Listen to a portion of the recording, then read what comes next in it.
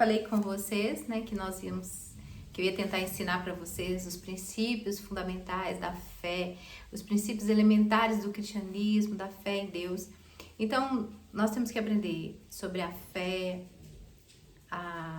os batismos, a salvação, né, em geral, a condenação eterna, a instrução a respeito de imposição de mãos, ressurreição dos mortos.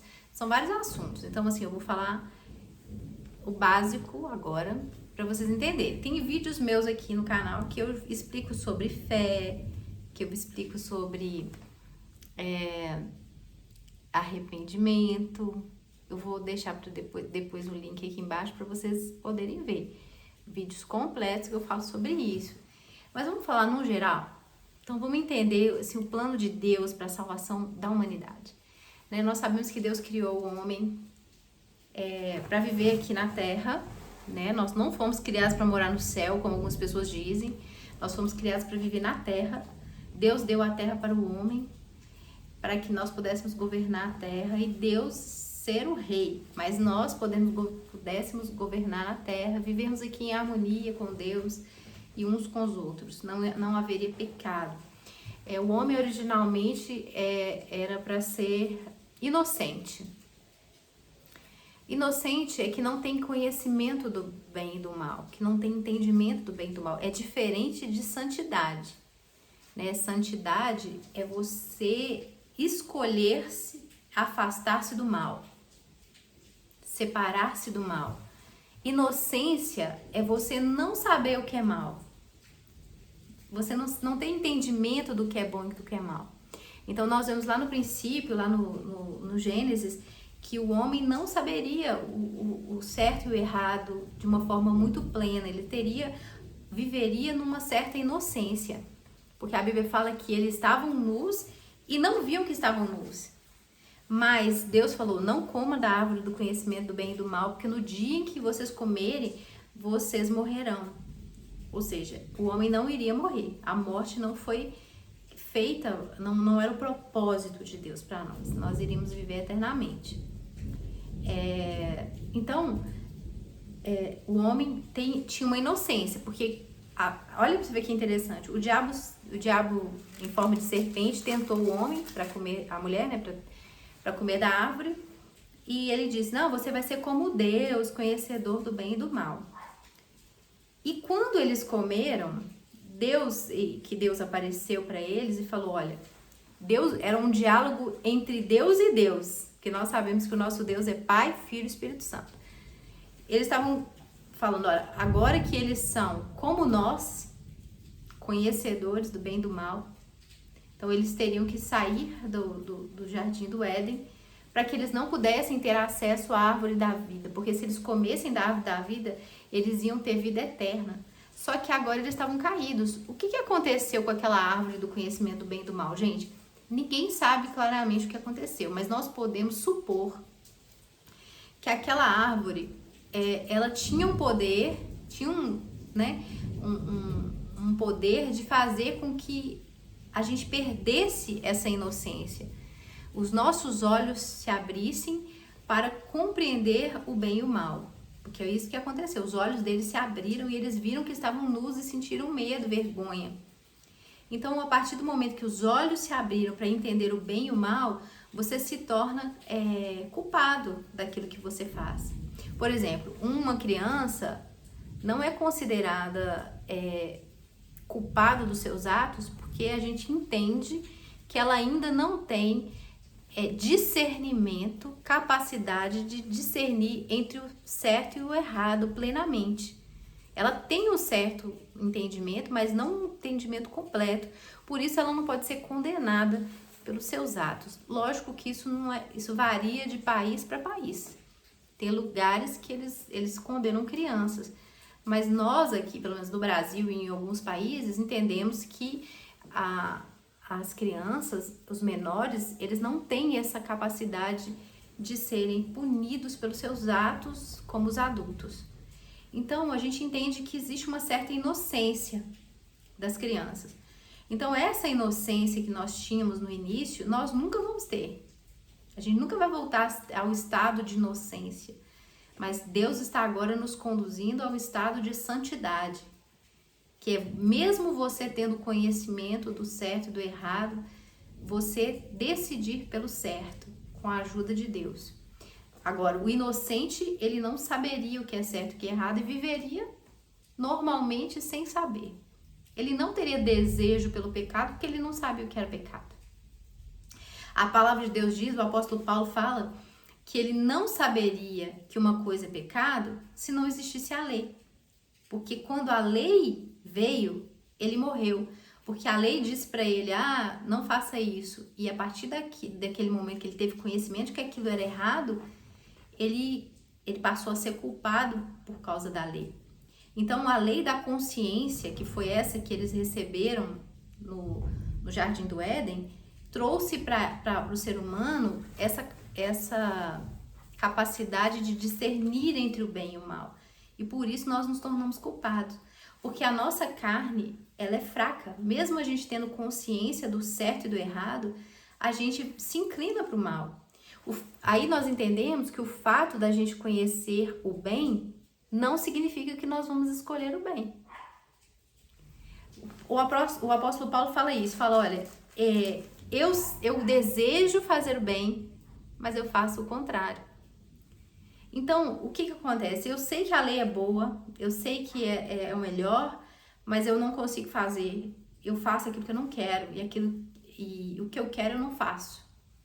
Então, o ser humano, ele perdeu essa inocência e como a sua carne é fraca, mesmo que você queira fazer a vontade de Deus, a maioria das vezes você não consegue.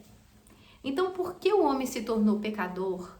E esse ato de comer da árvore do conhecimento do bem e do mal, ela alterou o DNA do ser humano. A morte entrou no DNA humano, o pecado entrou no DNA humano. Então, toda a descendência de Adão nasceu com essa capacidade de discernimento do bem e do mal e já com essa morte dentro de nós, com decreto de morte. Gente, por que Deus teve que decretar a morte? A Bíblia fala que o salário do pecado é a morte.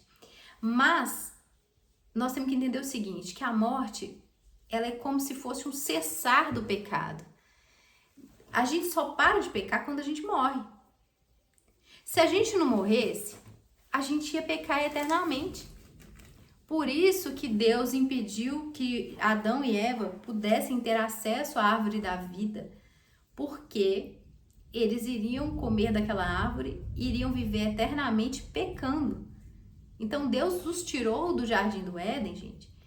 Entenda uma coisa, o Jardim do Éden não era um lugar definitivo, era um lugar temporário, até que toda a vegetação da terra crescesse e eles pudessem habitar em toda a terra. Mas ali no Jardim do Éden tinha a árvore da vida e a árvore do conhecimento do bem e do mal. Eles comeram da árvore do conhecimento do bem e do mal e foram expulsos do jardim para que eles não pudessem comer da árvore da vida. Porque se eles comessem da árvore da vida, eles iriam viver eternamente pecando. Então Deus proibiu que eles comessem para não viver eternamente. Por quê? Porque eles estavam caídos, a sua natureza caiu, eles receberam uma natureza que não era a natureza original de Deus, que era para eles viverem eternamente. Então, algo dentro de nós aconteceu que nós deixamos de ser inocentes e passamos a ser pecadores contumazes. Nada faz a gente parar de pecar.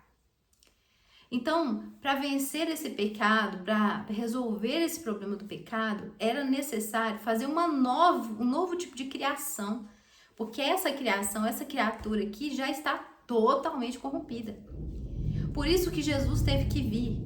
Jesus viria, o plano de Deus era que Jesus viria em carne, para que ele condenasse o pecado na carne. Porque a palavra de Deus diz que Deus deu ao homem, fez o homem menor do que os anjos, mas o coroou de honra e de glória, colocando todas as coisas debaixo dos seus pés. Não foi isso? Deus deu tudo para Adão. Mas Adão pecou e ele entregou tudo para o diabo. Então era necessário que um novo Adão, que o último Adão, viesse para restituir aquilo que Deus deu ao homem.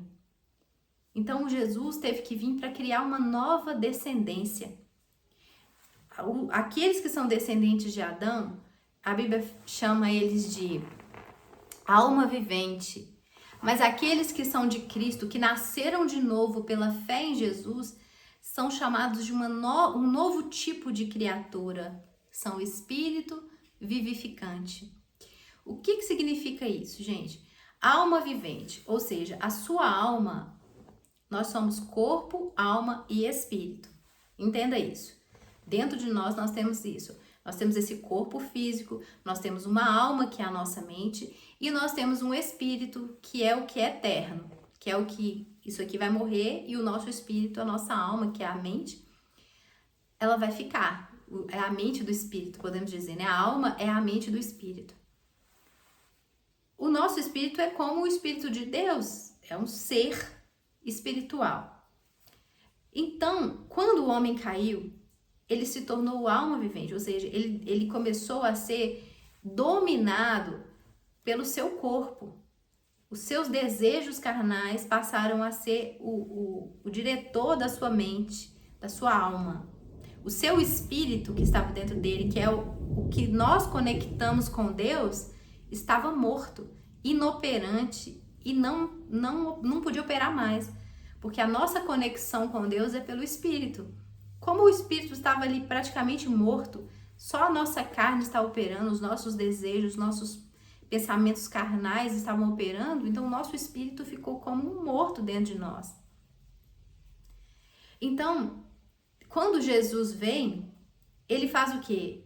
Ele nos torna espírito vivificante, ou seja, o nosso espírito passa a ter predominância no governo das nossas ações. Isso com a ajuda do Espírito de Deus. O Espírito de Deus é que faz com que o seu espírito tenha preeminência, ele esteja acima da sua carne. Por isso que a palavra de Deus diz que se nós andarmos no Espírito, nós não satisfaremos as concupiscências da carne. Então, a nova criatura, ela é regida e governada pela mente do Espírito e não pela mente carnal, pelo desejo carnal. Então, isso parece complexo, mas depois nós vamos estudar isso mais que vocês vão entender.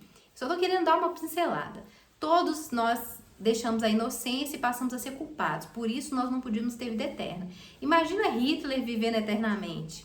Mussolini, esses homens maldosos aí, muitos outros, vivendo eternamente. Então, por isso que Deus tirou a árvore da vida para que a gente pudesse morrer, porque a morte é o cessar do pecado. Mas a morte, ela significa separação de Deus, separação eterna de Deus. Então, não só a separação do corpo e do espírito, mas também a separação eterna de Deus. Mas antes de haver o mundo, Deus não foi pego de surpresa, gente. Deus já sabia que isso tudo ia acontecer. Mas Deus tinha um propósito nisso. Não sei se vocês sabem, vocês conhecem a história do anjo caiu, um terço dos anjos se rebelou contra Deus. Então, o céu ficou desfalcado, né? Ficou um terço dos anjos a menos nos céus, porque eles se rebelaram contra Deus. Eles queriam criar um novo governo e eles foram lançados na terra e eles tentaram atrapalhar a criação de Deus, que é o homem, né? Tentaram atrapalhar os planos de Deus. Só que Deus, gente, Deus não é pego de surpresa. Ele sabia que o diabo ia tentar atrapalhar a obra dele. Então Deus planejou algo muito poderoso. Por quê? Ele deixou até o diabo agir durante um tempo, porque o plano de Deus, ele é muito maior. Então aquilo que o diabo tentou fazer para ferir a Deus, Deus usou a obra do mal para transformar isso em bênção, em glória, numa glória muito maior. Quando o diabo estava lá matando Jesus através daquelas pessoas, ele achava que ele estava matando Jesus, que ele estava acabando com o plano de Deus. Na verdade, ele estava cumprindo o plano de Deus, ou seja, ele estava destruindo ele mesmo. Então, quando o diabo tentou destruir o homem, na verdade, ele estava enterrando a si mesmo. Por quê? Porque aquilo que ele mais desejava, que era se assentar no trono de Deus, à direita do Pai, aquilo que ele mais desejava, de ser honrado como Jesus era honrado lá na eternidade, nós, as pessoas que ele tentou destruir, é que vão ocupar o lugar dele. Mas não é um lugar de servo. Nós vamos ocupar o lugar de filhos. Então, ou seja, aquilo que ele tentou destruir, Deus transformou numa bênção muito maior. Antes, nós seríamos somente alma vivente, mais um ser aqui na terra. Agora, em Cristo, nós nos tornamos filhos do Altíssimo. Nós teremos um corpo como o do próprio Jesus. Nós viveremos eternamente, sem pecar, sem morrer, sem sofrer, e nós reinaremos com Deus, aquilo que o diabo queria. Então Deus deixou isso tudo acontecer porque ele tinha um plano muito maior. Ele transformou a maldição em bênção. Então, não preocupe com isso. Se o diabo está tentando alguma coisa contra a sua vida e você é de Deus, Deus vai pegar tudo que o diabo fez e ele está fazendo para transformar isso em glória e bênção para a sua vida, para envergonhar os seus inimigos. Então, pode ficar em paz. Todas as coisas vão cooperar para o bem daqueles que amam a Deus. Então, ele vai transformar tudo que o diabo fez em bênção para você. Lembra de José no Egito? José foi traído, foi vendido como escravo, foi injustiçado. Tudo aquilo que o diabo estava fazendo de ruim com ele, Deus transformou em bênção. Então é exatamente isso que Deus está fazendo com o ser humano, gente. Aparentemente Deus estava deixando, né? Ele ser invejado pelos irmãos, ser traído, ser ferido, ser não sei o quê. Parecia que Deus não estava vendo, não estava fazendo nada. Na verdade, Deus estava deixando aquilo acontecer, sabe para quê? Para que a glória fosse muito grande.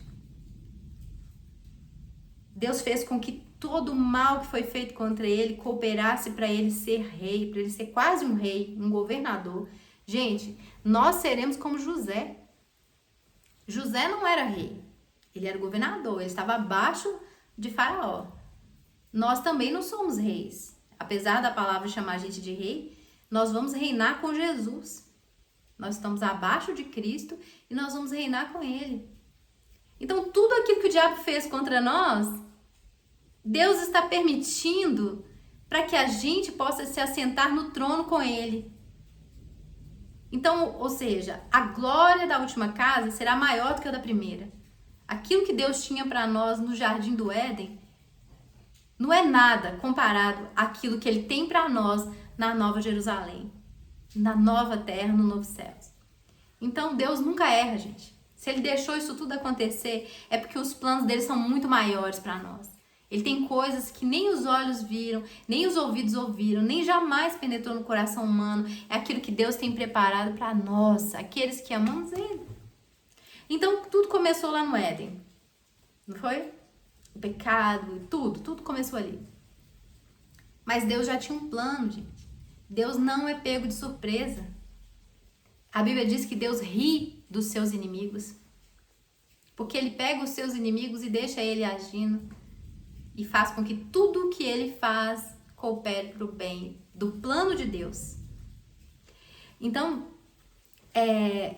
o homem se afastou de Deus, Deus já tinha um plano. Então, durante esse período todo, desde o princípio até Cristo, Deus agiu na terra através de pessoas, estabelecendo uma nação de Israel para que ali pudesse nascer Jesus. Então, nós vemos os livros do Antigo Testamento todos falando sobre de onde Jesus descendeu, é a história de onde Jesus descendeu, da genealogia de Jesus.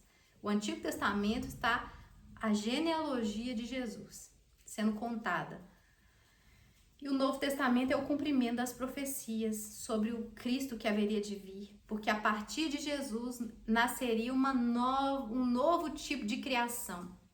Agora, ele fala que é o segundo Adão, ou seja, Adão foi o primeiro homem de onde nasceu o pecado e Jesus é aquele que veio trazer a vida eterna. Então, o pecado reinou durante esse tempo todo, a morte reinou por causa do pecado. mas hoje nós é que reinamos. Então, Jesus veio para quê? Primeiro ele deu a lei a Moisés, né? A lei de Moisés, gente, é para preparar o caminho para o Senhor. Porque ali na lei, Deus estabeleceu uma forma de nos redimir. Através da própria lei que nos matava, ele estabeleceu uma saída para nós, que é a substituição, a morte substitutiva. Então ali, como a gente sabe, o pecado gera morte. O salário do pecado é a morte. Então, por exemplo, eu pequei. Então eu tenho que morrer para me pagar pelo meu pecado. Não existe outro tipo de punição a não ser a morte. Então Deus estabeleceu a possibilidade de uma substituição de condenação. Eu poderia pegar um animalzinho, conforme ele estabeleceu, que fosse totalmente inocente, para morrer no meu lugar. Ele vai pagar pelo meu pecado. Ele vai ser condenado no meu lugar. Então Deus estabeleceu essa morte substitutiva para que Jesus pudesse fazer isso no futuro. Então os judeus, eles já praticavam isso, essa morte substitutiva. Os animais eram levados e morriam no lugar do pecador. Mas só que o sangue do animal, ele não era poderoso para libertar a pessoa do pecado, da condenação eterna. Ele sempre pecava e sempre tinha que lá oferecer sacrifícios. Até que veio o perfeito. Gente, o sangue de Jesus, Jesus é Deus. Nós sabemos que Jesus é Deus. Ele sempre existiu. Tudo que existe foi feito por ele. Qual é o valor do sangue de Jesus, gente? Do Deus Criador. Ele vale mais do que bilhões de universos de seres humanos de toda a Terra. Então, o sangue de Jesus, ele tem valor para pagar o pecado de bilhões de planetas terras, podemos dizer isso. Então, ou seja, o que ele pagou por nós é infinitamente maior do que aquilo que nós devíamos. Então, não existe nenhuma possibilidade de nós sermos condenados, porque Jesus pagou para muito mais, infinitamente mais. Onde abundou o pecado, a graça superabundou. Porque o sangue de Jesus, ele tem valor infinitamente maior do que os pecados de toda a humanidade, multiplicado milhões de vezes. Então, para você pensar, aquele que ele morreu uma vez por todas, pelo pecado de toda a humanidade. Do passado, do presente e do futuro. Ele levou sobre si toda a condenação. Ele trocou de lugar com a gente. Ele era 100% santo e justo e filho de Deus. Ele tinha o direito a todas as bênçãos. Ele tinha direito a tudo. E nós éramos 100% pecadores, injustos, maldosos, condenados, nada de bom, com todas as maldições. O que Jesus fez? Ele trocou de lugar com a gente. Ele pegou os nossos pecados, a nossa condenação, as nossas maldições, as nossas doenças, os nossos sofrimentos, tudo sobre ele, e deu para nós o que ele tem. Ele deu para nós a sua justiça, ele deu para nós a sua liberdade, a sua cura, a sua saúde, o direito de ser filho de Deus. Ele te deu a vida eterna. Ele te deu o direito a ter acesso livre a Deus, a ter as suas orações atendidas igual a ele. Quando ele ora, as orações dele são atendidas. Ele deu para você e para mim o direito de ter o que ele tem. Ele trocou de lugar com a gente. Então, a salvação, gente, é uma questão de fé. Por quê? O justo é quem pratica a justiça, não é fato? Se você praticar toda a lei, você é considerado como uma pessoa justa. Se você desobedece uma lei, você é considerado injusto e você está condenado.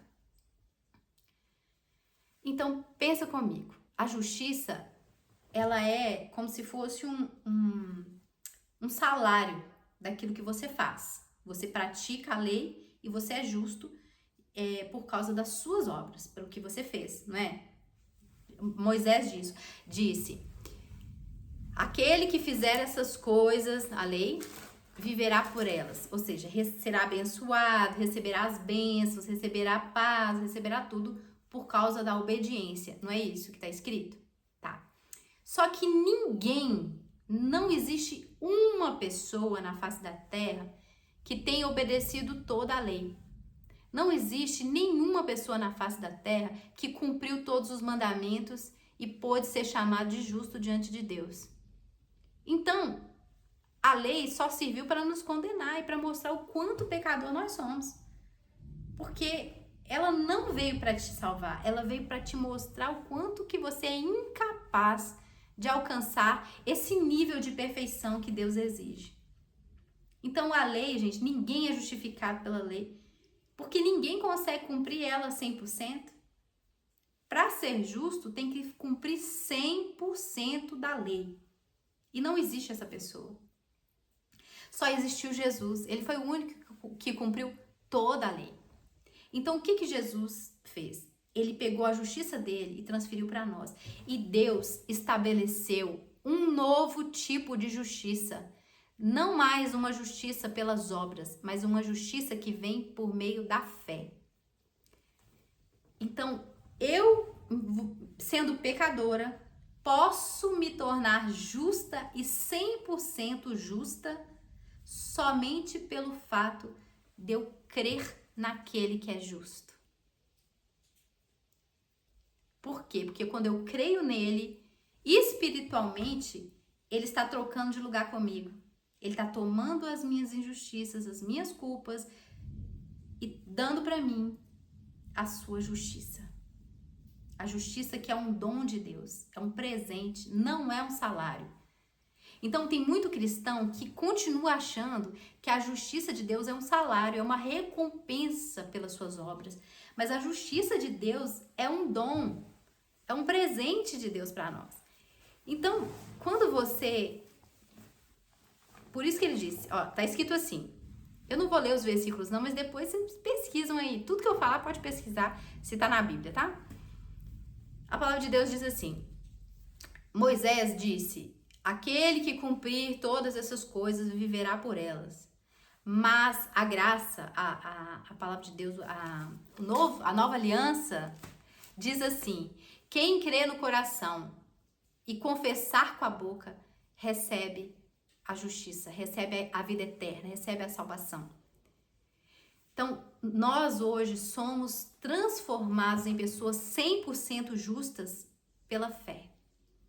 É algo louco, gente. A mensagem da cruz é loucura para aqueles que se perdem, mas para nós que somos salvos, é a sabedoria de Deus.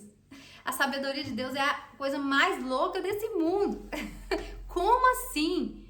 Eu, que sou 100% pecadora, me torno 100% justa quando eu creio na cruz de Cristo, quando eu creio na obra de Jesus.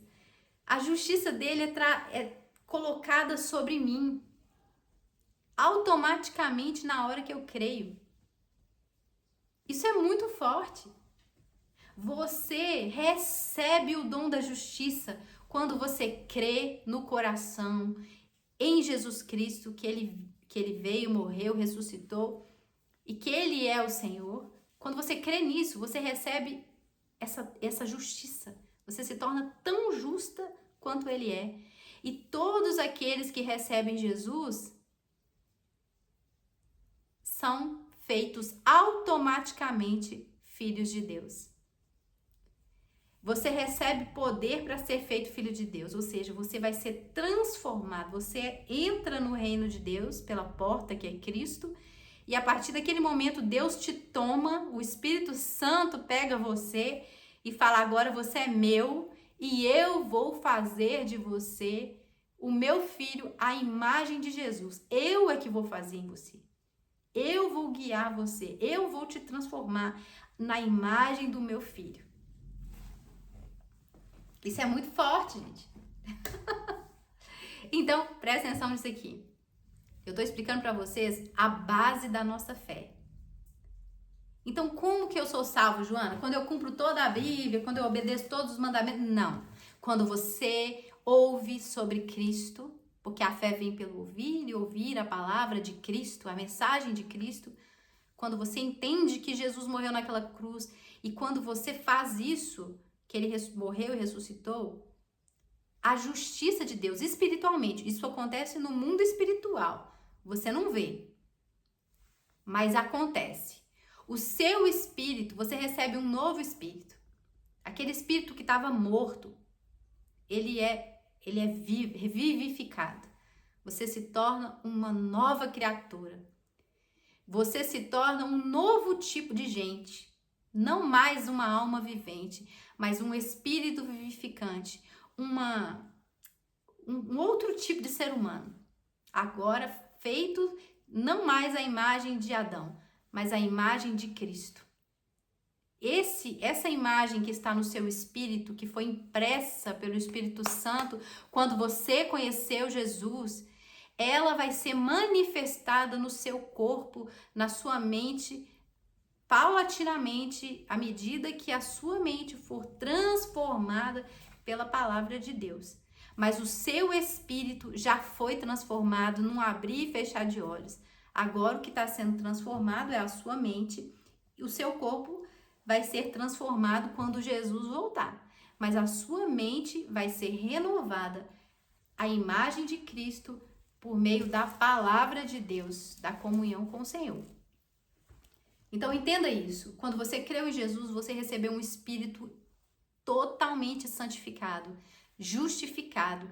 Você não tem pecado nenhum quando você crê em Jesus. Confessa ele com a sua boca. Você é salvo, você é justificado. Você entrou para o reino de Deus, você passou pela porta que é Cristo. Você viu o reino, você entrou no reino. Agora que você entrou no reino, você é um bebezinho, né? Você nasceu agora. Você não sabe nada. Você vai começar a ser ensinado por Deus. Deus te adotou como filho e ele vai começar a te ensinar a ser um cidadão do reino dos céus, a ser um filho de Deus. Então você vai começar a aprender tudo do zero. Deus vai começar a te ensinar, a tirar de você tudo aquilo de errado que você aprendeu na sua vida e vai começar a te ensinar tudo de novo. Você vai começar tudo de novo. Isso que é conversão. Isso que é novo nascimento. É você começar tudo de novo. É Deus te ensinar tudo novamente. O que é arrependimento, gente? Arrependimento não é ficar chorando. Não. Você pode até chorar, mas a palavra arrependimento não é isso. Arrependimento no original, no grego, é metanoia. Metanoia significa mudança de mente. Arrependimento é mudança de pensamento. Então, quando você entra no reino de Deus, vai acontecer a partir desse momento uma metanoia com você. Como assim? Essa palavra de Deus aqui, você vai começar a comê-la todo dia, né? Pelo menos é o que se espera. E essa palavra aqui vai fazer dentro da sua mente uma metanoia, uma mudança de pensamento. Ela vai renovar os seus pensamentos. Renovar é o quê? Você vai renovar a sua casa, seu guarda-roupa. O que você vai fazer? Você vai pegar as roupas velhas, vai tirar e vai pôr roupas novas. Não é isso que é renovar? Isso que acontece no arrependimento. A palavra de Deus, ela vai vir e vai tirar. Então, essa palavra de Deus, ela vai fazer uma metanoia, ela vai começar a mudar, tirar todos os pensamentos errados que você aprendeu sua vida inteira e vai colocar em você novos pensamentos. Mas o seu espírito já nasceu de novo, já está totalmente pronto, como Jesus falou. O espírito está pronto, mas a carne é fraca. Quando você creu em Jesus, o seu espírito foi renovado, o seu espírito está salvo. Mas a sua mente precisa ser transformada, o seu corpo precisa ser transformado. Mas o corpo só vai ser transformado quando Jesus voltar. Então você vai carregar o seu corpo cheio de pecado, cheio de desejos, até a sua morte ou até Jesus voltar. Mas a sua mente, ela precisa ser renovada. Então vai acontecer o arrependimento. Arrependimento, gente, é uma coisa que acontece todos os dias. Todos os dias você vai ter que ter uma metanoia. Todos os dias você vai ter que ler as escrituras, meditar nelas, e essas escrituras vão fazer uma renovação de entendimento. Então, arrependimento não é aquilo que você faz lá na hora que você conhece Jesus, não. Arrependimento é aquilo que você faz todos os dias quando você lê a Bíblia, quando você medita. Entra a palavra e sai os seus pensamentos velhos. Entra o vinho novo e sai o vinho velho. Isso é arrependimento. E arrependimento tem que acontecer diariamente. Então, isso é conversão. É a mudança de pensamento, mudança de visão. Você entrou para um novo reino que tem outras leis, outras regras, e você vai começar a se sujeitar a essas regras. Mas o que acontece com muito crente? Ele acha que agora que ele está obedecendo a Deus e está fazendo algumas coisas certas, ele começa a achar que ele foi salvo pelas obras que ele fez. Ah, eu parei de fumar, eu parei de beber, eu parei de falar mentira, é por isso que eu sou salva. Não, não. Você foi salvo antes de você parar. Você foi salvo no exato momento que você creu em Jesus. Então, no exato momento que você creu em Jesus, você foi salvo. Porque nós somos salvos por causa da graça, por meio da fé. E isso não vem de nós, isso é dom de Deus. E porque agora você se tornou um salvo, um filho de Deus, o próprio Deus está provocando em você, porque a palavra de Deus diz que a bondade de Deus é que nos conduz ao arrependimento. Então, a palavra de Deus está conduzindo você à mudança de pensamento e de atitude. Aí você começa a achar que você é salvo porque você não bebe mais, porque você não fuma mais. Não, você é salvo por causa da graça. Você não fuma mais por causa do seu arrependimento. Mas não é porque você não fuma que você foi salvo. Tem muita gente no mundo que não fuma e não é salvo. Você é salvo por causa da fé em Jesus e só por isso, mais nada.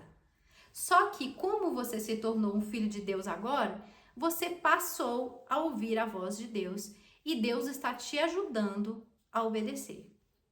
Mas não é a sua obediência que te salva. Deixe isso claro, só para que o orgulho não entre no seu coração. Ele disse, para que ninguém se glorie diante de mim. Vocês são salvos pela graça, mediante a fé. Isso não vem de vós, isso é dom de Deus, para que ninguém se glorie. Então, você não é salvo porque você não fuma, não adultera, não mente, não. Você é salvo porque Jesus morreu na cruz por você. E ponto. Acabou. Agora, você não faz coisas erradas porque você está se arrependendo. A palavra de Deus está produzindo em você uma mudança de pensamento e, consequentemente, uma mudança de atitude. Isso é fruto, isso é resultado da salvação. Isso não é a raiz. Gente, eu vou falar para os novos convertidos que estão aí chorando porque não conseguem fazer tudo certo. Ah, eu tô pensando em desistir da fé porque eu tento fazer o certo e não consigo. Deixa eu te falar uma coisa. O fruto é a última coisa que nasce numa árvore. Não preocupa, não. A boa semente foi plantada dentro do seu coração. Regue essa semente todos os dias com oração, com a leitura. Essa semente vai crescer e vai produzir frutos em você. O fruto é a última coisa que acontece. Então não preocupa, não. Continua. Tá errando? Continua. Continua com o Senhor. Deus não... Você pega o seu filho faz um trem errado dentro de casa, você pega ele, joga ele lá na rua e fala assim, você errou, agora você não é meu filho mais, não. Não, gente. Deus não faz isso, não. Ele vai tentar mudar você até o último dia da sua vida. Não precisa te preocupar, não. Aquele que começou a boa obra em vós, há de terminá-la até o dia de Cristo. Amém? Pronto. Acabou. Então, beleza. Nós somos transformados pela palavra de Deus. Diariamente. Nós temos que manter essa comunhão com o Pai, né, gente? O desejo de Deus é que a gente tenha comunhão com Ele. Então, eu já expliquei para vocês o início de tudo, o que é a salvação, como que a gente recebe a salvação, o que é arrependimento, o que é conversão, o que é nascer de novo. Nascer de novo é crer em Jesus. O seu espírito nasce de novo, não é o seu corpo, não é sua mente, é o seu espírito. Você nasceu de novo quando você creu em Jesus. Você recebeu um novo espírito e o Espírito de Deus, a partir do momento que você creu em Jesus, você foi selado com o Espírito de Deus, ou seja, você foi marcado como um filho de Deus, propriedade exclusiva de Deus. E Deus está trabalhando em você, o Espírito Santo está guiando você para o caminho certo. Ok, você é de Deus. Beleza. Antes de Cristo, você obedecia à sua vontade e obedecia à vontade do diabo, não é? Você fazia a vontade do diabo. Agora você se tornou um filho de Deus, você não pode mais fazer a vontade do diabo. Você vai ter que renunciar à vontade do diabo, senão você vai continuar sendo filho do diabo. Porque a palavra de Deus diz que aquele que peca, que vive pecando, é filho do diabo. Então você vai ter que renunciar ao diabo e à vontade dele para que você se torne verdadeiramente um filho de Deus. Porque você fala que é de Deus, mas continua fazendo a vontade do diabo, aí não tem condição, né? Então, você se torna livre do diabo quando você para de fazer a vontade dele. Então, se você quer ser liberto dos demônios, pare de fazer o que o diabo gosta. Pronto. Se você pedir a Deus ajuda, a Jesus ajuda, confessar os seus pecados ao Senhor e pedir que Ele te liberte, Ele vai te libertar. Quando você para de fazer a vontade do diabo, você deixa de ser filho do diabo, né? Então pronto, acabou. Liberto do diabo. Pode mandar ele embora que ele sai. Na hora que você começar a fazer a vontade de Deus e expulsar esse diabo da sua vida, ele vai sair.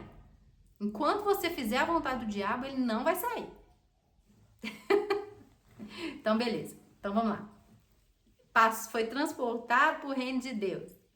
Agora você é um filho de Deus, selado com o Espírito Santo. Mas existe uma coisa que chama batismo no Espírito Santo. Isso é um assunto muito controverso no meio cristão. Tem gente que acha que o batismo no Espírito Santo ele acontece na hora que você recebe Jesus como seu Salvador. Tem gente que acha que não. Eu acho que não. Posso estar errado também, mas eu acho que não. Eu acredito que você se torna filho de Deus quando você crê em Jesus, como está escrito na palavra de Deus. Você é filho de Deus. Como que você vai entrar no céu se você não for filho de Deus?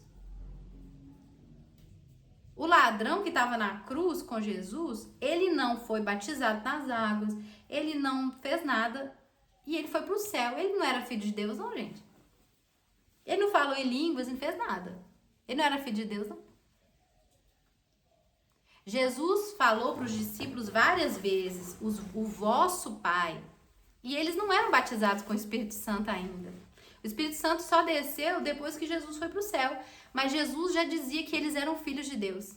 Então essa ideia de que você só se torna filho de Deus quando você é batizado no Espírito Santo, isso é mentira. Porque Jesus disse que Deus era pai dos discípulos antes deles serem batizados no Espírito Santo. Jesus foi batizado com o Espírito Santo no dia que ele foi batizado nas águas. Jesus viveu 30 anos na terra antes de ser batizado no Espírito Santo. E você acredita que Jesus não era filho de Deus, gente?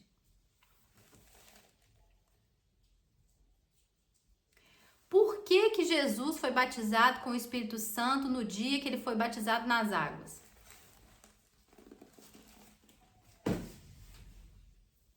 A palavra de Deus diz assim: e recebereis poder ao descer sobre vós o Espírito Santo, e sereis minhas testemunhas, tanto em Jerusalém, como na Judéia, como em todo o confim da terra. Não está escrito isso? Então presta atenção nisso aqui.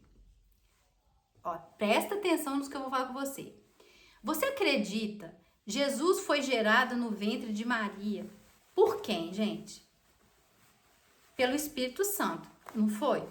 Quando Maria chegou, isso aqui vai mudar a sua visão.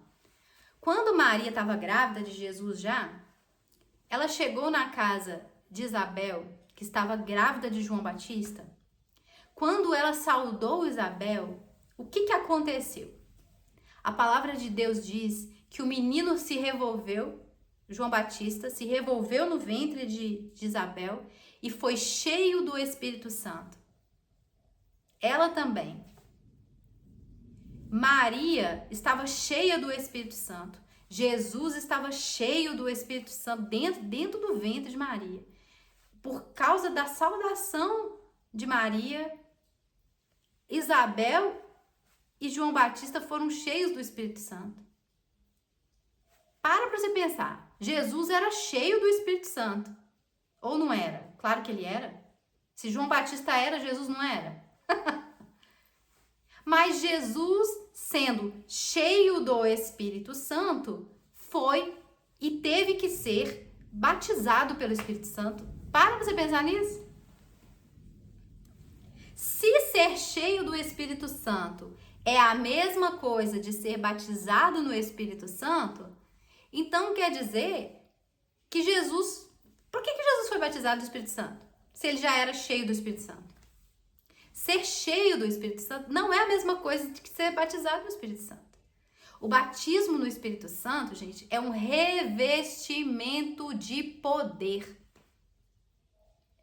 E recebereis poder ao descer sobre vós o Espírito Santo, e sereis minhas testemunhas, tanto em Jerusalém como na Judéia, como até os confins da terra. A palavra poder ali é dunamis, ou dinamis, se eu não me engano. Dinamis é capacidade especial. E a palavra testemunha é mártir. Mártir. Sabe o que é mártir, gente? Mártir é a pessoa que vai sofrer e morrer por uma causa.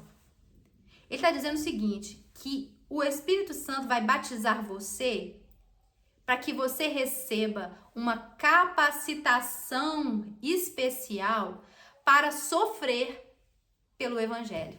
Isso é batismo no Espírito Santo.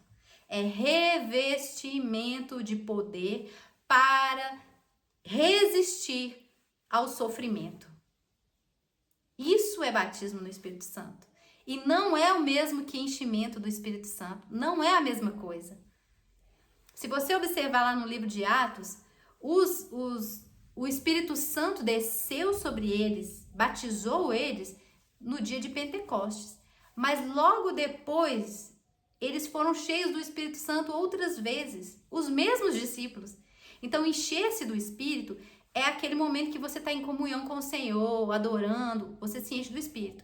Batismo no Espírito Santo é uma coisa, é um momento em que Deus desce esse poder sobre você, te dando uma capacitação para você pregar o Evangelho e sofrer, e morrer por ele, entendeu?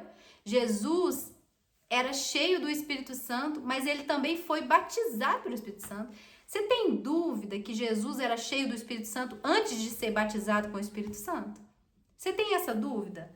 Porque se você duvida disso, então você duvida de tudo que está na Bíblia. Jesus era cheio do Espírito Santo desde o ventre, mas ele precisou ser batizado com o Espírito Santo. Porque o batismo no Espírito Santo é um revestimento de poder para a pessoa iniciar um ministério de pregação do Evangelho. Jesus só foi cheio, batizado com o Espírito Santo, quando ele foi começar a dar início ao seu ministério. Tem igrejas que ensinam que você precisa ser batizado com o Espírito Santo para você viver. Não, é para você pregar o Evangelho.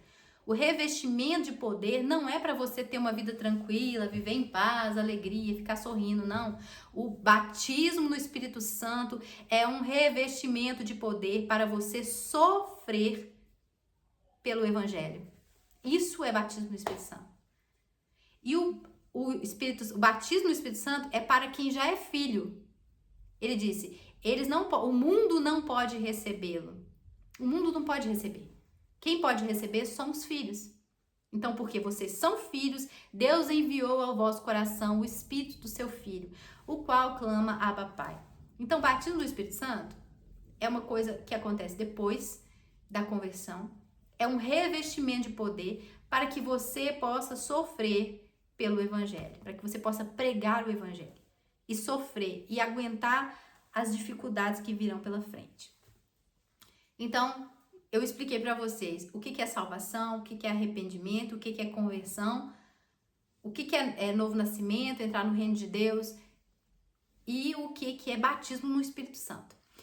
O que acontece quando a pessoa é batizada no Espírito Santo? A Bíblia fala que as pessoas falam as grandezas de Deus. Tanto com profecias, tanto com línguas estranhas. Então, eu acredito que a pessoa, quando é batizada com o Espírito Santo, ou ela fala em línguas, ou ela profetiza. Profetizar não é falar de futuro não, viu, gente? Profetizar, ali naquele contexto, é falar as grandezas de Deus, inspirados pelo Espírito Santo.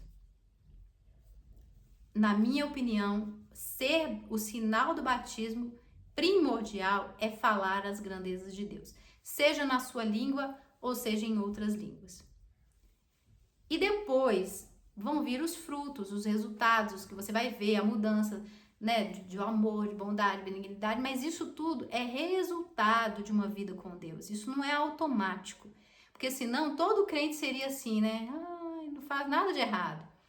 Gente, o fato de você ter o Espírito Santo dentro de você, isso não impede você de ter a sua própria personalidade, não impede você de pecar, não impede você de ficar triste, não impede você de ter desejo de morrer, como algumas igrejas ensinam, tá? Vou provar para você que não. A Bíblia fala que Elias era um profeta de Deus, cheio do Espírito Santo, e ele desejou morrer a todo custo. Ele pediu a morte.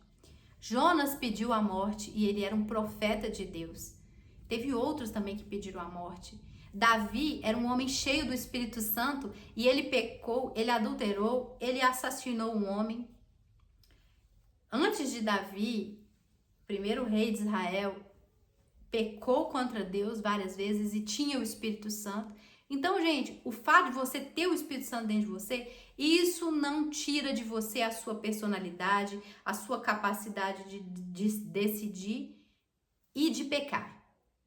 O Espírito Santo pode te ajudar, mas ele não te domina, ele não te controla, ele não tira de você o seu livre-arbítrio. Então, não tem essa história que se você for batizado com o Espírito Santo, nunca mais você vai ficar triste. Nunca mais você vai ter desejo de pecar. Nunca mais você vai se desviar. Mentira, tá? Davi pecou feio, mesmo cheio do Espírito Santo. Elias desejou a morte, ficou em depressão, mesmo cheio do Espírito Santo. E teve outros também. Então não vem com essa conversa não. O Espírito Santo ele vai te ajudar, mas ele não vai tomar a sua consciência. Você vai continuar decidindo por si mesmo. O Espírito Santo vai te ajudar, ele vai te guiar, ele não vai te dominar, tá bom? Então aí fica uma outra explicação para vocês, esse negócio de falar que é possuído pelo Espírito Santo, que agora é outra pessoa, nunca mais você vai fazer nada, mentira, você vai continuar sendo a mesma pessoa, só que o Espírito Santo vai começar a te guiar, a te ensinar o caminho certo. Ele disse assim, você ouvirá uma voz atrás de ti dizendo, quando você se desviar, este é o caminho, andai por ele. Você vai ter um guia, uma pessoa para te guiar, para te direcionar, para te proteger. Mas ele não vai tomar a sua consciência e vai tomar decisões por você não, tá? Então, pronto, já expliquei tudo para vocês, quase tudo, né? Expliquei arrependimento, agora condenação eterna, gente. Todos pecaram e destituídos estão da glória de Deus. Todos nós estávamos condenados ao inferno, gente. Aniquilação. O inferno é o lugar onde as pessoas vão ser jogadas. Foi preparado para o diabo e para os seus anjos. Não foi preparado para o homem, mas se os homens se manterem rebeldes contra Deus e não quiserem crer em Jesus, serão condenados, lançados no fogo eterno. Gente, isso é um fato. Então existe a condenação eterna. O Espírito de Deus, ele veio para convencer o mundo do pecado, da justiça e do juízo. Então você só está ouvindo o evangelho verdadeiro se essas três coisas estiverem sendo ensinadas. O pecado, eu já expliquei para vocês o que é o pecado, é a desobediência a Deus, mas é aquela natureza que nós recebemos no princípio. O pecado, a justiça é a obra de Cristo, é o que Jesus fez. E o juízo final. Então, o Espírito Santo veio para trazer a luz para o mundo, para fazer a gente entender sobre o pecado, sobre o arrependimento, sobre a obra da cruz e para convencer o homem sobre o juízo final. Então, vai haver um dia em que todos irão se apresentar diante do trono de Deus e vão prestar conta de todas as suas obras. Só não vão estar no dia do juízo aqueles que são de Cristo. Por quê? Porque nós já passamos da morte para a vida. Por isso que é a diferença entre quem é de Cristo e quem não é de Cristo. Quem é de Cristo não será julgado, não entrará em juízo. Já passou da morte para a vida, já tem a vida eterna. Mas se você não conheceu a Cristo, você vai passar pelo juízo, ou seja, você vai ser julgado pelas suas obras. Então, por isso que nós queremos Jesus, porque nós não queremos ser julgados pelas nossas obras. Nós queremos a salvação por meio da graça, por meio da fé. Então, essa é a diferença. Quem é de Jesus é salvo pela fé. Quem não é de Jesus vai passar pelo juízo. Todos nós vamos passar pelo tribunal de Cristo, todos que são de Cristo, para receber as recompensas das coisas boas que nós fizemos e más. Mas quem é de Jesus e permanecer até o fim, não entrará em juízo. Nós seremos ressuscitados quando Jesus voltar. Nós nunca entraremos em juízo. Nunca. Em momento algum. Só vão passar pelo juízo de Deus no trono branco as pessoas que não creram em Jesus. Amém? Essas pessoas vão ser julgadas pelas suas obras. Nós não seremos julgados pelas obras. Nós já fomos condenados em Cristo. Ele já levou a nossa condenação. Não há mais condenação para aqueles que estão em Cristo. Aqueles que não andam segundo a carne, mas segundo o Espírito, obviamente. Aqueles que estão tentando e se esforçando para viver de acordo com a vontade de Deus. Ok? Já expliquei para vocês quase tudo. Ressurreição dos mortos. Gente, nós fomos criados para viver na terra. Queira você ou não, tá? Nós fomos criados para viver na terra. Nós fomos criados para ter um corpo, uma alma e um espírito. Nós não fomos criados para sermos só espírito, como os anjos são. Graças a Deus que não. Porque se a gente tivesse só um espírito, a gente não seria salvo. Porque os anjos caíram e não tem salvação para eles, tá, gente? Então, o fato de nós sermos carne é que nos deu o direito ainda da possibilidade de sermos salvos. Então, nós fomos criados para viver no corpo, termos o corpo físico. Então, Adão perdeu o direito à vida eterna no corpo e Jesus veio para restituir isso de volta, para nos dar esse direito de novo de termos vida eterna no corpo. Então, quando Jesus voltar, a Bíblia fala que os mortos que morreram em Cristo ressuscitarão juntamente com Ele. Nós vamos receber um corpo igual ao corpo de Jesus. Jesus, quando morreu e ressuscitou, ele recebeu um corpo glorificado, um corpo que não sente dor, um corpo que não morre, um corpo que não adoece, um corpo que não envelhece, um corpo que não engorda, que pode comer, um corpo que aparece e desaparece como se fosse um espírito, mas não é um espírito, porque Jesus deixou claro, eu não sou um espírito, vem aqui, pode tocar em mim, toca na minha ferida. Ele não era espírito. Jesus comeu depois que ele ressuscitou. Então, ou seja, nós vamos receber um corpo mesmo, carne e osso, mas que não vai morrer, um corpo de carne e osso que não vai passar por esses sofrimentos nunca mais, e eterno, gente. O último inimigo a ser vencido é a morte, está escrito. Tragada foi a morte pela vitória. Então nós vamos ressuscitar quando Jesus voltar. Aqueles que ressuscitarem com Jesus, ou que estiverem vivos e te receberem um corpo transformado, essas pessoas vão viver e vão reinar com Cristo durante 1000 anos aqui na Terra. Depois dos 1000 anos, vai haver o juízo final, em que os outros mortos ressuscitarão e haverá uma nova terra e um novo céus, onde nós vamos viver com o Senhor para sempre. Então, eu dei para vocês toda a explicação básica do Evangelho. Isso que eu falei aqui é a base da nossa fé. Se você entender isso aqui, você entendeu 90% de tudo que você precisa entender da base, dos fundamentos da nossa fé. Agora, então, eu expliquei para você um monte de coisa. Depois eu vou analisar aqui o vídeo, o que faltou que eu não expliquei. Se você quiser deixar alguma pergunta pra mim, eu falo, tá? No próximo vídeo eu vou começar a explicar sobre outras coisas, mas eu dei um resumão de tudo pra vocês. Esse é um grande resumo de tudo da obra de Deus pra nós, tá? Então você já sabe o básico. Agora, o resto nós vamos falando depois. Que Deus abençoe sua vida, que você tenha entendimento, que o Espírito Santo abra o seu entendimento, te dê espírito de sabedoria no pleno conhecimento de Cristo Jesus, que você possa conhecer as riquezas da graça de Deus. Que Deus te abençoe. Grande beijo, tá? Tchauzinho.